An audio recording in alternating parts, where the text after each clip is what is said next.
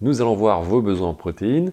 On va profiter également en début de vidéo de rappeler un petit peu ce qui se passe si l'on en manque. C'est important de le savoir. C'est quelque chose qu'il ne faut pas prendre à la légère. Nous allons très rapidement revoir qu'est-ce qui se passe lorsque l'on manque de protéines. Bonjour, c'est Jérémy pour vivre une vie en pleine santé et au naturel. Bienvenue sur cette chaîne. N'hésitez pas à cliquer sur le bouton d'abonnement et la cloche de notification pour obtenir les prochaines vidéos. Il peut y avoir beaucoup de problèmes de fonctionnement dans le corps. Les protéines ont un rôle bâtisseur et réparateur. Par contre, il n'y a pas d'inquiétude à avoir. On ne tombe pas en carence de protéines du jour au lendemain. Mais ça reste une nécessité vitale. Il n'est pas rare de voir des problèmes liés à une carence en protéines. C'est quelque chose qui est assez fréquent encore aujourd'hui. Les principaux signes qui vont être rencontrés, on peut commencer par des faiblesses musculaires. Les principaux signes que l'on rencontre, c'est principalement de la perte de masse musculaire, ce qui va être le plus flagrant, la perte de poids, l'irritabilité, la fatigue, le sentiment d'épuisement, une prédisposition plus élevée aux infections. En gros, la santé devient plus fragile. On a des troubles de la digestion, des anémies, donc des carences en fer, un taux de cholestérol qui augmente, une possible perte de cheveux, des œdèmes. L'effet de satiété n'est plus nécessairement ressenti et c'est peut-être des problèmes de poids qui peuvent s'installer. Avec un apport qui n'est pas suffisant en protéines, ce n'est pas rare d'avoir des envies régulières de manger. Et pourtant, ces mêmes personnes peuvent être concernées par un surpoids ou une obésité, ce qui est assez curieux. Chez les enfants, une carence en protéines, ça peut se traduire par un problème dans le développement, dans la croissance. Si vous n'avez aucun problème de santé actuellement, vous devez prendre votre poids actuellement et le mettre en équivalent de protéines. En gros, vous pesez 70 kg, ça représente 70 grammes de protéines sur la journée. Ça, c'est la quantité de base. Par contre, si vous êtes concerné par une problématique de santé, par exemple des calculs rénaux, il est possible qu'avec une prescription médicale, les quantités de protéines soient diminuées pour protéger les reins. Dans le cas contraire, une personne qui va être touchée par de la dénutrition va voir ses apports en protéines augmenter, même plus qu'un adulte en pleine santé.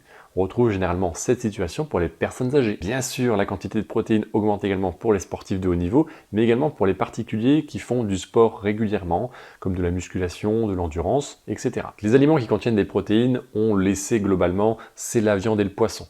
Ils vont être à peu près sur le même niveau en équivalence. Une portion équivalente à 100 grammes au moment du repas, c'est largement suffisant pour couvrir les besoins d'un adulte avec un poids tout à fait normal ou pour une personne qui n'a pas spécialement de problème de santé. Il ne faut pas oublier non plus les œufs. Que ce soit le jaune ou le blanc, ils en contiennent une bonne portion. Alors, pour donner une équivalence, 100 g de viande, c'est équivalent environ à 3 œufs par rapport à cet apport en protéines. Et il ne faut pas oublier que les œufs de bonne qualité, c'est également idéal pour une bonne santé et en plus, ils sont moins chers. Une autre source encore, ce sont les légumes secs. On y pense encore assez peu aujourd'hui, pourtant ils sont très intéressants. Ils contiennent la même portion que la viande ou le poisson pour 100 g. Donc il ne faut absolument pas les négliger. En plus, ils sont peu caloriques, rassasiant et riche en fibres. Pour un bon apport en protéines, on peut également noter le fromage. Mais attention à la quantité, c'est quand même un aliment globalement qui contient pas mal de sel et qui est assez riche en acides gras saturés, donc d'origine animale. C'est pas forcément ce qui va permettre d'équilibrer la ration en matière grasse sur la journée. Comme autre bonne source de protéines végétales, on a les céréales. Alors, elles contiennent du gluten, elles sont assez riches en énergie, donc on ne va pas exagérer sur les quantités. Et comme bon apport en protéines végétales, on termine avec les fruits oléagineux, les noix, les amandes. Voilà, je ne vais pas faire toute la famille. C'est pareil, ce sont de bons aliments pour avoir un bon apport. Par contre, attention à la quantité consommée, ils sont très riches en énergie. Donc on peut en consommer sans aucun problème tous les jours, mais attention de ne pas en abuser. On voit que globalement, c'est difficile de manquer de protéines si on n'équilibre pas assez bien son alimentation. Effectivement, si on loupe les principaux aliments que je viens de vous citer, il y a de grandes chances que l'on manque un peu de protéines dans sa journée. Par principe, pensez à votre poids et mettez-le en équivalent du poids de corps. Si vous êtes concerné par du surpoids ou de l'obésité, bien sûr, vous ne prenez pas la quantité de protéines par rapport à votre poids de corps actuel. Vous prenez cette quantité de protéines par rapport au poids que vous devez atteindre, c'est suffisant.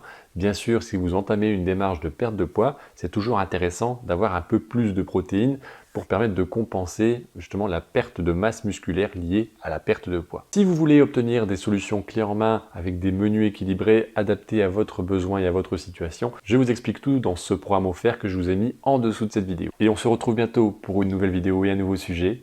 Portez-vous bien et à bientôt.